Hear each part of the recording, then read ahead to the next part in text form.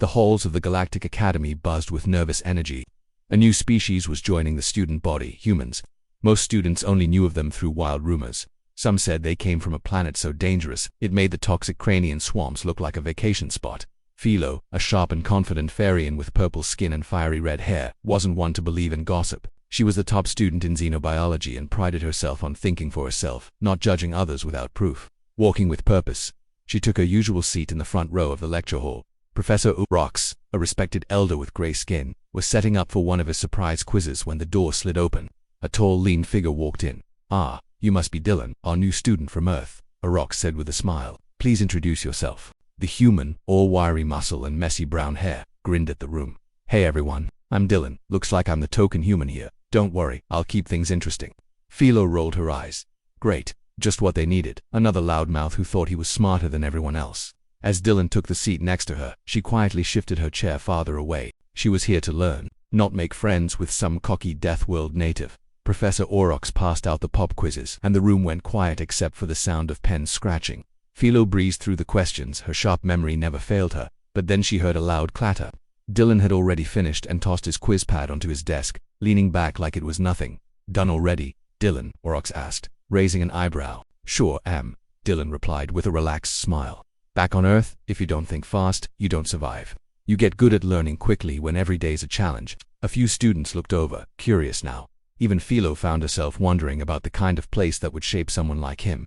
After class, Aurochs called both Dylan and Philo over. "I've already checked your quizzes," he said.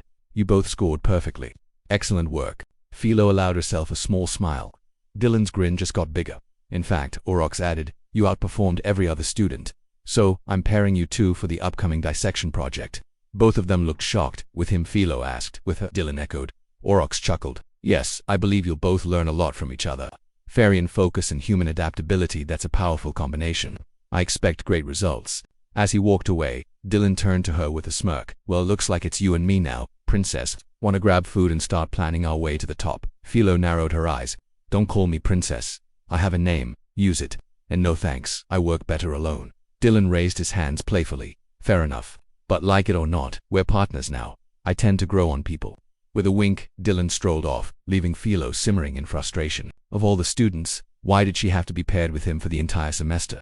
She couldn't believe her luck. What she didn't know was that this dissection project would be the beginning of something far bigger. A journey that would push them far beyond anything she had ever imagined. It would challenge them both in ways they weren't ready for, unraveling a mystery that threatened the fabric of reality itself. And as the universe pulled them closer, despite their constant bickering and rivalry, their destinies and hearts would slowly begin to intertwine. But that was all still to come right now. Philo's biggest concern was surviving lunch with the most irritating, oddly charming human she'd ever met.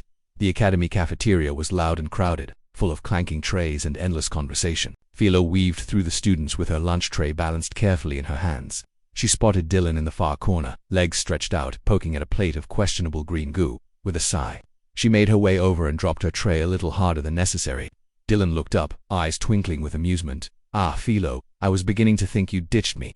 I'm touched you graced me with your presence for this culinary experience." She rolled her eyes and sat across from him. "Don't get ahead of yourself, Dylan. We're lab partners, not friends. The sooner we figure out this dissection, the sooner we go our separate ways." Dylan clutched his chest dramatically. "Ouch, and here I thought we were bonding over our shared love of slicing up dead things." Despite herself, Philo felt the corner of her mouth twitch, almost a smile. She quickly forced her face back to neutral. "Let's stay focused. Have you thought about which species we should dissect?" Dylan leaned forward, clearly excited. "Actually, yeah. I was thinking something wild, like a crane mindworm or an Aeoran slime beast. Something that makes the rest of the class jealous." Philo raised an eyebrow. "Ambitious, but maybe we start with something more manageable. We need to prove we can work together first." "Fair enough," Dylan said, poking at the green goo on his tray. "What do you suggest?" Philo pulled out her datapad and brought up a list of approved species. "I was thinking of Farian moonbat. They're simple but have some interesting anatomy. It's a good first step." Dylan leaned in to look at the image and made a face. "It looks like a jellyfish mated with a potato." Philo shot him a sharp look. "It's a perfectly valid specimen.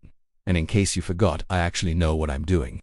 Dylan raised his hands in surrender. "Hey, you're the expert. If you say moonbat, I'm in. Just promise me maybe next time we can try something a little more exciting," Dylan said casually. Philo blinked, surprised at how easily he agreed. Maybe this partnership wouldn't be as disastrous as she'd feared. "I'll think about it," she replied. "For now, Let's just focus on getting through this first project without anything going wrong.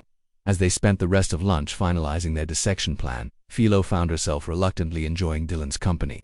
Sure, he was arrogant and unpredictable, but he was also clever, funny, and clearly passionate about xenobiology.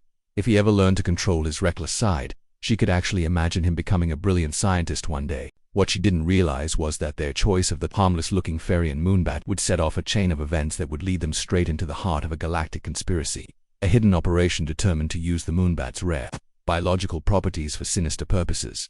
But that revelation was still far off. For now, the two parted ways with a fragile truce and a shared sense of purpose. And for the first time since meeting Dylan, Philo felt a tiny spark of hope. Maybe this partnership wouldn't be a total disaster after all. Only time would tell if they could survive what lay ahead, without tearing each other apart in the process. The stars, as always, kept their secrets close, waiting for the moment this unlikely duo would begin unraveling a destiny far greater than either of them could imagine. A journey of danger, discovery, and maybe, just maybe, something more. The xenobiology lab buzzed with activity.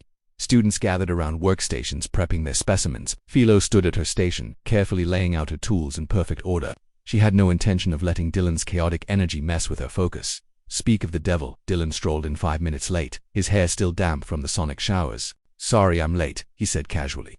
Got caught up in a deep discussion about the Kaysan mudworm's mating habits. Philo didn't even try to hide her annoyance. How fascinating. Meanwhile, some of us were here early, making sure everything was ready for the actual assignment. Dylan raised an eyebrow, clearly unimpressed. Well, excuse me for being curious about something besides slicing up dead things. Maybe if you loosened up a bit, you'd realize life isn't just about being the perfect student. Philo flushed with irritation. Just because I take my work seriously doesn't mean I don't know how to have fun. I just don't feel the need to announce every thought I have to Theatire Academy. Dylan smirked, pulling on his gloves with a loud snap. Could have fooled me, princess. From where I'm standing, you're wound tighter than a Farian timepiece. I told you not to call me princess, Philo snapped, slamming a scalpel onto the tray. Let's just get this over with so I can be done with you and your irritating attitude. Dylan just shrugged, unfazed. Whatever you say, boss, hand me that probe, would you? The two worked in tense silence for a while. Their movements were sharp and focused, precise and clean, whatever their differences. There was no denying they made a good team when they actually tried. Philo carefully lifted the moonbat's glowing internal core, holding it up to the light. She stared in awe. It's fascinating, she whispered. I've never seen anything like it. Dylan leaned in for a closer look, his shoulder brushing lightly against Philo's. It's almost hypnotic, isn't it? He said, eyes fixed on the glowing core, like it's pulsing with some kind of hidden energy. Philo felt a shiver run down her spine at how close he was, but she quickly pushed it aside. It's just a bioluminescent organ. Dylan, she replied flatly. Don't go spinning it into some wild theory. Dylan grinned, his eyes gleaming with that familiar spark of mischief. Too late for that. My brain's already in overdrive. Just imagine what we could do if we figured out how to use that energy. Philo rolled her eyes as she carefully sealed the core in its containment unit. We're here to study, not exploit, she said firmly. Honestly, Dylan, do you have any ethical lines, or do you just jump over them for fun? His smile faded. For once he looked hurt. Is that really what you think of me, Philo? That I'm just some careless opportunist who doesn't care about life-only discovery? Philo paused, caught off guard by the raw emotion in his voice. I didn't mean it like that, she said, softer now. I just think sometimes you get caught up in the excitement and forget to think about the consequences. Dylan sighed, running a hand through his hair. Maybe you're right, but I'm not heartless, Philo. I care about this work and about doing it right. I don't always know where the line is. She looked at him, her tone softening. I know you're not a monster, Dylan, you're just impulsive, frustratingly so. But maybe that's not always a bad thing. Maybe there's something we can both learn from each other. Dylan looked up at her, a hopeful smile tugging at the corners of his mouth. Was that a compliment I just heard? Be still, my beating heart. Philo scoffed, but her eyes sparkled just slightly. Don't let it go to your head. We've still got work to do if we're going to ace this dissection. They turned their attention back to the moonbat, working in steady silence. But something had shifted. Beneath the teasing and bickering, a fragile understanding had started to form, maybe even a mutual respect. What they didn't know was that the moonbat's glowing core would soon lead them into something far more dangerous than they ever imagined, a hidden conspiracy, a race to stop those who saw the creature's energy not as a scientific curiosity, but as a weapon. But that was still ahead of them. For now, they worked side by side, their early attention giving way to a quiet rhythm. For the first time, they weren't just classmates, they were a team. The stars, ever patient, watched from above. And destiny continued to weave its quiet threads around the unlikely pair. The Galactic Academy's annual Xenobiology Symposium was buzzing with energy.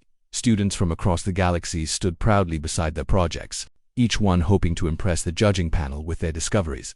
Philo and Dylan stood together at their booth, their moonbat specimen on display, its core pulsing softly inside a secure glass chamber.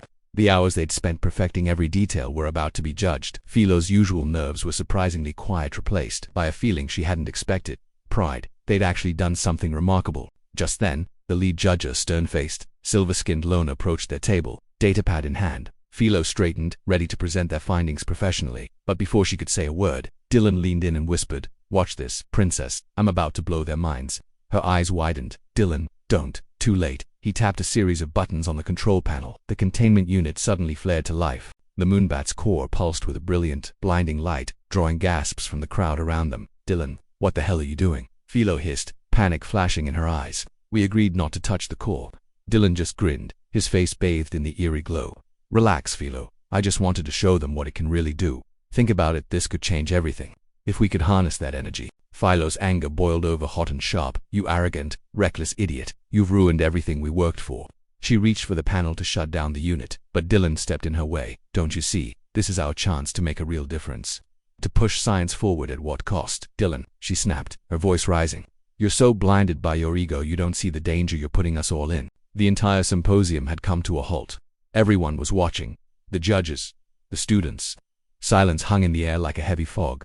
The lead judge stepped forward, his face hard. "Philo, Dylan, I'm afraid I have to disqualify your project. Unauthorized tampering with a specimen is strictly against the rules." Philo felt a wave of heat rush to her face, humiliation, frustration, and heartbreak all crashing in at once. But she refused to cry. Not here, not in front of him. "I hope you're happy," she said coldly. "You've destroyed everything."